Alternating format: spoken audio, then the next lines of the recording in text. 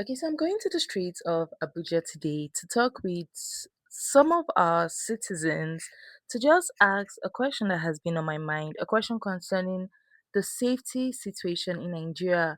If we feel safe in Nigeria, if the insecurities in Nigeria has actually gotten out of hand. And I don't want to be biased with it. So I'm going to meet different people, get their opinion on the situation. Also leave your own opinion on your own answers to the few questions I'm going to ask in the comment section below. And let's just start a conversation around it, shall we? Hi, good afternoon. Afternoon. So do you want to tell us your name or you want to stay anonymous?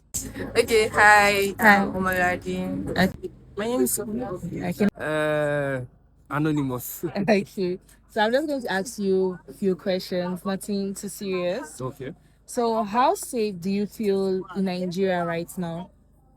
How safe? How Yeah. safe? How safe? I think it's actually determined on your job and how much you go out. Because I'm right now in Abuja and we've had a lot of cases of one chance and all that. So I just say if you don't go out a lot and you're mostly at home, you're pretty much, let's say, 90% safe. So you But feel once, safe in your house? yeah, I feel safe at home. Now when I go out, it's like my eyes are open, like, oh, who is Anything this can guy? happen. Yeah, anything can happen.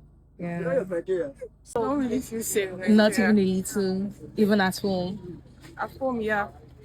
You feel safe in your house? At home. Hey, I don't know, but somewhat safe. Well, you feel not, somewhat safe? not really. Not really. Yeah, with everything that is happening. Not really, but I don't think anybody's. Okay. On a scale of 1 to 10, 6. That is where 10 is the most safe. Yes. Okay, that's good. On a scale of 1 to 2. Ooh, where one is unsafe. It's very low. So what's the one thing you do to protect yourself? I don't know, probably like I usually tell people where I go to, like my mom and my dad, if I'm going somewhere. Yes. Then I don't usually like to walk late. Make everybody a suspect. How is that protecting you?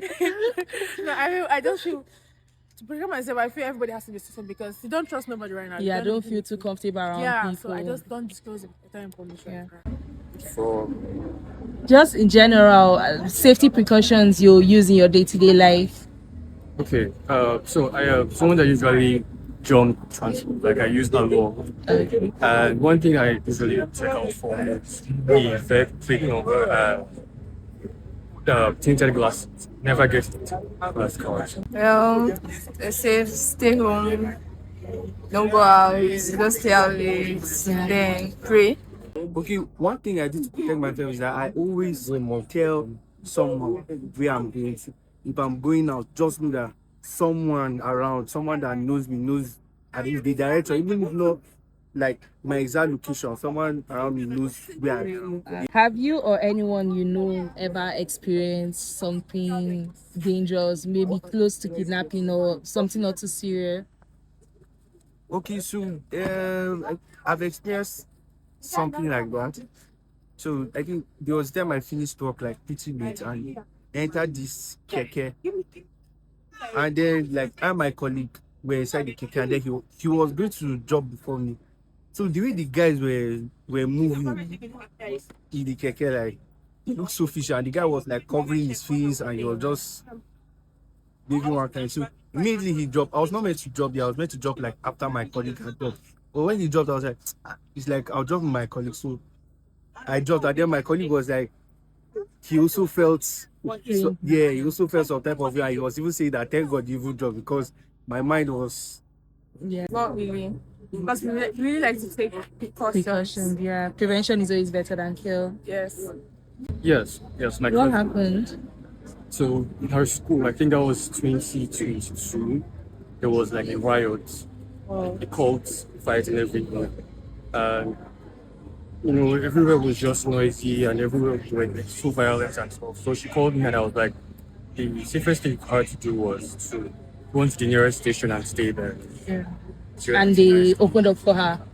yes, it did. Yeah. What happened? Alright, she was going somewhere and it was actually guy related though. She was going somewhere and She was the only girl in the vehicle there. Uh, The rest were guys, and it was more of an harassment kind of thing. oh yeah, she almost got assaulted, Yeah, that's. and nothing happened. Now I think she was able to shout out, and thank God for grandmoms around. Those Yeah. elderly women that can easily notice that something is wrong. Wrong. And they listen. Did they do anything to the guys, or they just got away? Normally it's Nigeria. They just saved her and left them be. If something were to happen to you right now, who's the first person you would call?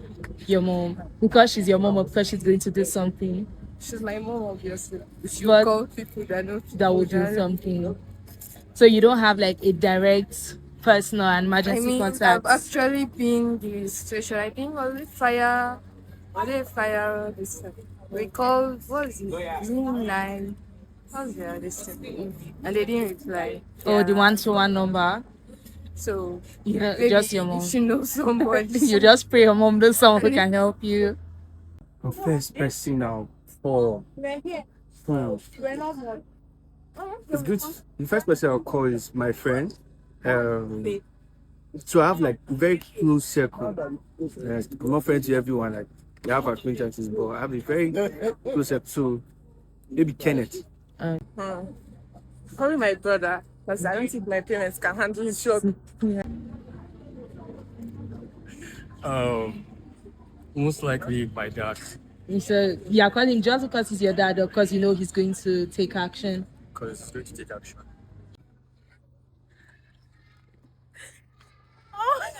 Oh my god. I'll call my mom. Are you calling her because she's your mom, or do you feel she's the but one person that can do emergency thing, something? I'll call my friend. I'll call my Okay, friend, that is Emmanuel. person you know that will be able to come through Yeah, he's going to instantly. be, like, he will turn up immediately. Yeah, that is good. I feel like everyone should have that. So, do you think Nigeria takes women's safety seriously? Not. Compared to men, yes. You think they take it seriously? Compared to men. Okay. That's a very tricky question. Okay, like where do you see do they take women's safety seriously? Like, explain. Can you break it down? Do they do things to ensure women feel safe in Nigeria? Do they have laws that protect women against crimes against women specifically? Yeah, I actually feel so because let's take for example, I think some couple of months back there was this lady that came out and cried oof about a rape case, and then she later came out and said she wasn't raped. So the agitation from someone who lied, you can just imagine. Then imagine how everybody was like furious online. Then imagine if that happened, what would have happened to that particular guy? Yeah, but this one is more from the netizens, the Nigerian public. What of the government? Okay, the government. The governments themselves, do they take it seriously? Yeah, I think so. Because I think that I don't know if it's life imprisonment, if you're caught raping someone. I think it's life imprisonment or something. Not really sure the consequences for that. Seriously. Nah, Nigeria is one. What of the citizens of Nigeria? Women safe. I think yes. Some citizens though. Not all. Some persons. I think they just see women as kitchen utensils. Yeah, they don't value them. Both as the government and as the citizens. I don't think so. Both parties. No. Thank you very much. Thank you. So yeah, I feel it's crazy that one of the only ways that a lot of people feel safe now is by staying at home, staying locked in like prisoners. And if you're not in your house, then you're not guaranteed safety, which is crazy. If we want to make reference to what happened in just few days ago, the uh, God, the amount of people that are just shot for no reason at all, just because a group of people felt like it's getting out of hand. And the fact that nothing is being done about it, or at least I'm not hearing anything being done about it. And I'm hearing that this is a regular occurrence in just, so it's not new. Some people are not even surprised that it happened. The fact that like getting killed, getting kidnapped, getting attacked, getting assaulted is an expectation in Nigeria, and you're lucky if none of those happens to you, rather than it being an abnormal like it being abnormal. It's crazy, and we have a very serious problem we need to address in this country. and the people who are in charge of this, the government, the law enforcers, the police, they need to do something about it. We need to make them do something about it. Unfortunately, knowing the beautiful country that we're in, it's a bit tricky. It's not something you can just do, which is why I believe in giving you as much control as possible over your situation.